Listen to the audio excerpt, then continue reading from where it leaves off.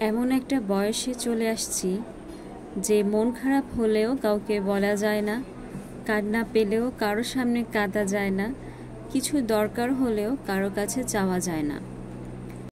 আসসালামু আলাইকুম ভিউয়ার্স, আমি শারমিন আক্তার। আজকে আবারও নতুন একটি ব্লগ নিয়ে হাজির হয়েছি আপনাদের সাথে। কেমন আছেন সবাই? আলহামদুলিল্লাহ, আমি ভালো আছি। 30 পেরোনো মন, বয়ঃসন্ধির মতো 30-এর পরেও একটা নাম থাকা উচিত। সেটা বুড়িও না, আবার ছুরিও না, বেশিরভাগই সংসারী। 2 থেকে 3টা মা হলেও মনের ভেতরে কিশোরীটা রয়ে যায়। সেই মনের কিশোরীটাকে অবদমনের প্রচেষ্টা থাকে সবসময়, কারণ পরিবেশ পরিস্থিতির কাছে ছুরি হয়ে থাকাটা নিছক হাস্যকর। যা পাওয়ার ছিল আর যা পাওয়া হয়নি সে হিসেব নিয়ে বসে না চাইতেও কত ব্যস্ত থাকা যায়। সংসার, রান্না বান্না কিংবা অফিসে দিন শেষে না পাওয়াগুলো কেমন যেন খোঁচাতে থাকে। দিন শেষে মনে হয় কেউ থাকুক, কেউ শুনুক মনের সব কথা। এদিকে সংসার সামলাতে জীবনটা বন্ধুহীন হয়ে যায়। সবাই যার যার মতোই ব্যস্ত থাকতে চায়, কিংবা 30 পেরোনো তারাও ব্যস্ততার নাটক করে। কিন্তু 30 পেরোনো মন চায় যে তাদের সাথে কেউ আলাদা গল্প করুক, তাদেরকে কেউ সময় দেখ, বৃষ্টিবিলাস উপভোগ করুক। পুরনো মানুষটাকেই আবার নতুন করে দেখতে চায়। পুরনো স্মৃতিগুলো সব মনে পড়ে তাদের, কিন্তু এখন আর সেই সময় নেই তাদেরকে পুরনো কথাগুলো বলার জন্য। কাছের মানুষকে আপন করে বলার জন্য কিছুই সময় নেই তাদের। সমস্ত কাজ শেষে রাতের বেলা যখন আয়নার সামনে দাঁড়ায়, বড় অসুন্দর মনে হয় নিজেকে। সমস্ত চুল পড়ে গিয়েছে, মাতৃত্বের যে দাগ তাও আছে। কেমন যেন মনে হয় যে আসলে কি আমি অসুন্দর? এই চিন্তা করতে করতেই আরও মন খারাপ হয়ে যায়। 30 পেরোনো মন চায় ছোটবেলার মতো বৃষ্টিতে ভিজতে, কিন্তু আদৌ কি সেটা সম্ভব?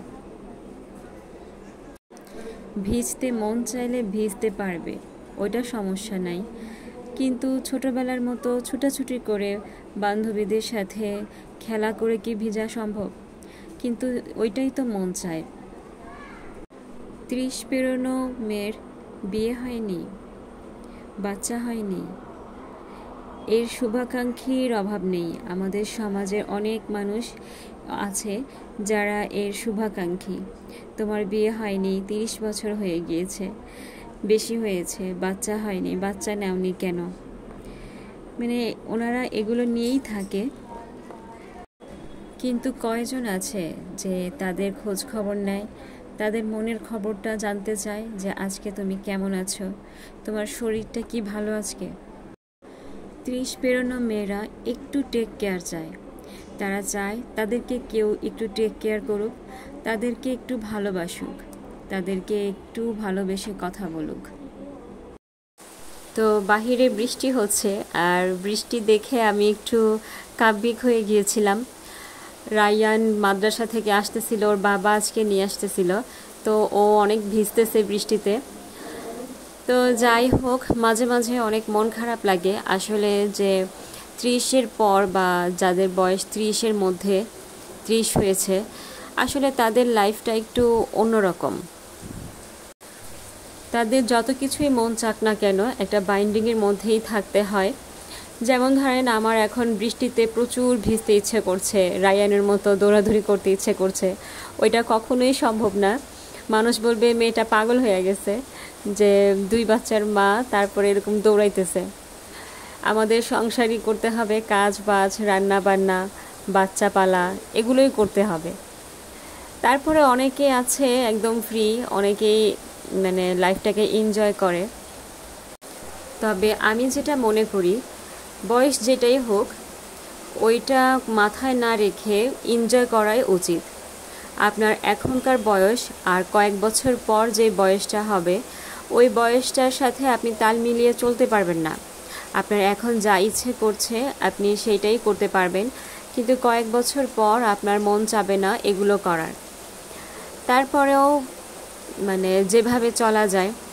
আর আপনারা হয়তো বা বাহিরে বৃষ্টির শব্দ পাচ্ছেন কিনা আমি জানি না, প্রচুর বৃষ্টি হচ্ছে।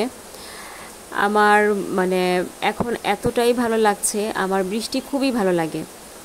তো আমি রান্নাটা একটু আগেই করে ফেলেছি। যদি জানতাম যে এরকম মুষলধারে বৃষ্টি হবে তাহলে আমি খিচুড়ি রান্না করতাম। তো খিচুড়ির বদলে আমি শুটকি দিয়ে ডাঁটা রান্না করছি। তো আমরা যারা বিবাহিতা আমাদের মাঝে মাঝে কিন্তু মানে খেয়াল করবেন আমার কথাটা, যে ইচ্ছে করে আয়না দেখে দেখে একটু ঢং করতে, বা ঘরে কেউ নাই দরজা আটকে আয়না দেখে একটু নাচানাচি করতে। আমি করি, আমি মানে ছোটোবেলাও অনেক নাচানাচি করতাম আলমারির আয়না দেখে। তখন ড্রেসিং টেবিল ছিল না আমাদের। তো আমার আম্মা আমাকে কিছুই বলতো না, আম্মা মানে হাসতো। আমি আম্মার সামনে এরকম করতাম, সবার সামনে লজ্জা পেতাম। তো এখনও আমার ওই অভ্যাসটা রয়ে গেছে। যখন কেউই থাকে না, ফাতিহা রাইয়ান সবাই চলে যায় ওর বাবা, তখনও দেখি এরকম একটু রং ঢং করি। তো এখন আমার এই রং ঢং যদি অন্য কেউ দেখে তাহলে বলবে যে এইরকম রং ঢং কেন করে। তো এই জন্যই বলতেছি যে 30 বা 30-এর বেশি যাদের বয়স হয়ে গেছে তাদের সবার সামনে ঢং করাও যায় না, ইচ্ছে থাকলেও করতে পারে না। তো ফাতিহা আর রাইয়ান একসাথেই আসছে। রাইয়ানের মাদ্রাসা ছুটি হয়েছে আর ফাতিহার পরীক্ষা ছিল, পরীক্ষা দিয়ে চলে আসছে। একই টাইমে ছুটি হয়েছে, ওর বাবা নিয়ে আসছে।